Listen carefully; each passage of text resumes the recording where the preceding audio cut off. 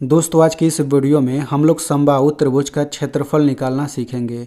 तो मैंने यहाँ पे आपको समबाहु त्रिभुज का क्षेत्रफल सिखाने के लिए मैंने दो सवाल लिया है।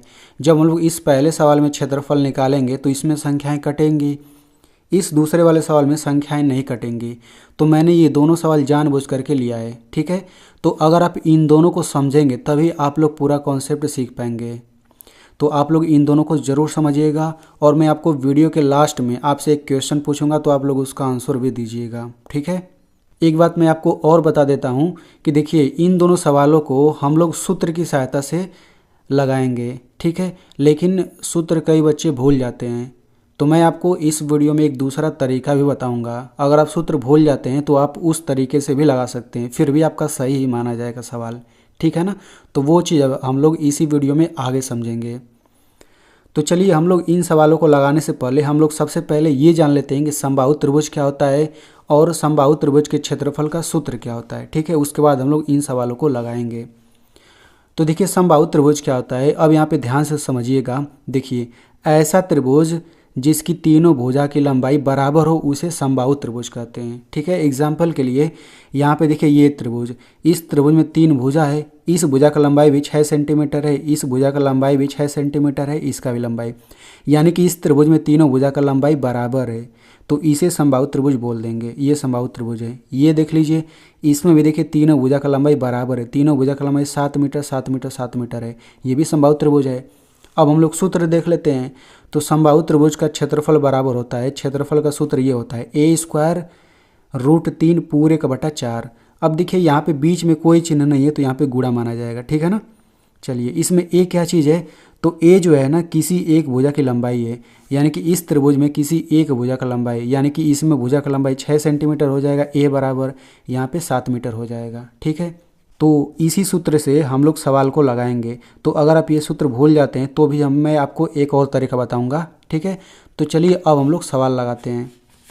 तो यहाँ पे सबसे पहला सवाल देखिए क्या चीज़ है। इस सवाल में बोला जा रहा है 6 सेंटीमीटर भुजा वाले समबाहु त्रिभुज का क्षेत्रफल ज्ञात कीजिए। यानी कि कोई समबाहु त्रिभुज है और तीनों भुजा का लंबाई 6 सेंटीमीटर है, तो उसका हमें क्षेत्रफल ज्ञात करना है। तो सबसे पहले हम लोग यहाँ पे लिखेंगे a बराबर 6 सेंटीमीटर, क्योंकि एक भुजा का लंबाई 6 सेंटीमीटर होगा। अब हम यहाँ पे सूत्र लिखते हैं। तो हम लोग यहाँ पे लिखेंगे समबाहु त्रिभुज का क्षेत्रफल बराबर, तो समबाहु त्रिभुज के क्षेत्रफल का सूत्र क्या होता है, a² √3 पूरे का बट्टा 4, ठीक है। अब देखिए a बराबर 6 है तो हम लोग यहाँ पे 6 लिखेंगे। तो यहाँ पे 6 गुणा 6 दो बार लिखेंगे, क्यों, क्योंकि a पर दो घात है और a है क्या, भुजा, तो यानी कि भुजा की लंबाई पर दो घात है तो हमने 6 को दो बार लिखा। अगर यहाँ पे 3 घात रहता तो 6 को हम 3 बार लिखते हैं और गुणा लगा देते बीच में, ये हो जाएगा 3 पूरे का बट्टा यहाँ पे 4। अब इसको काटते हैं हम लोग, कैसे काटते हैं, तो देखिए बटा के ऊपर एक संख्या ले लिया जाता है और एक संख्या नीचे। अब देखा जाता है कि दोनों किसी एक ही संख्या से कटता है कि नहीं, ठीक है। तो 6 और 4 2 से कट जाएगा। देखिए 2 के पहाड़े में ये भी आता है, 2 के पहाड़े में ये भी आता है, यानी काट सकते हैं। 2 3 6, 2 दूना 4, ठीक है ना।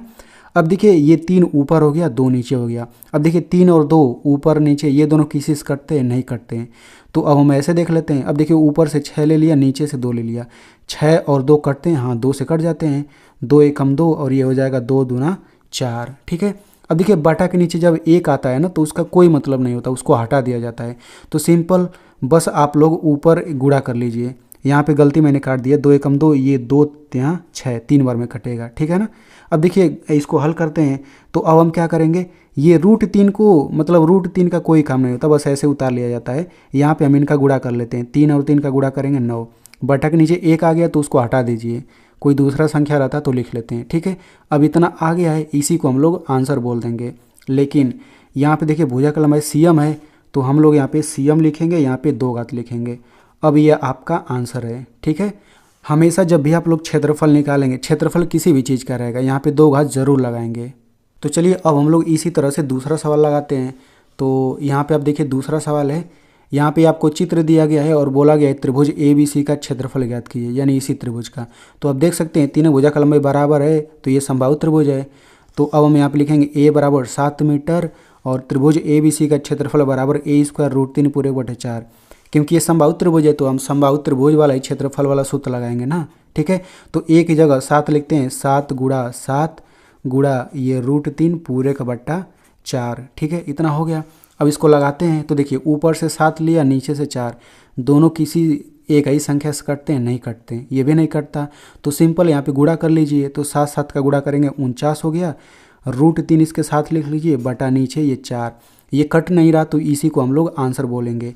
तो यहाँ पे देखिए मीटर है भुजा की लंबाई, तो यहाँ मीटर लिखिए, यहाँ 2 घात लिखिए, तो ये आपका हो जाएगा आंसर। ठीक है, तो इस तरीके से हमने इसको हल कर लिया।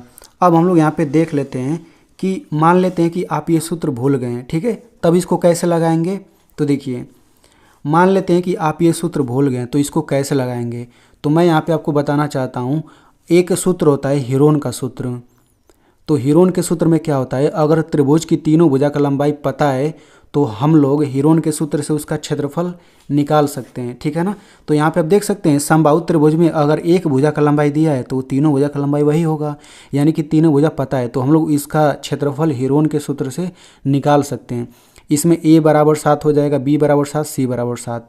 फिर आप लोग आगे लगा सकते हैं। अगर आपको हीरोन के सूत्र से क्षेत्रफल निकालना नहीं आता है, कोई दिक्कत नहीं, मैंने एकदम सिंपल भाषा में समझाया हुआ है, उस वीडियो का लिंक मैं यहाँ पे ऊपर दे दूंगा, आप लोग देख करके आराम से समझ सकते हैं। ठीक है, अब मैं यहाँ पे आपको एक सवाल पूछता हूँ।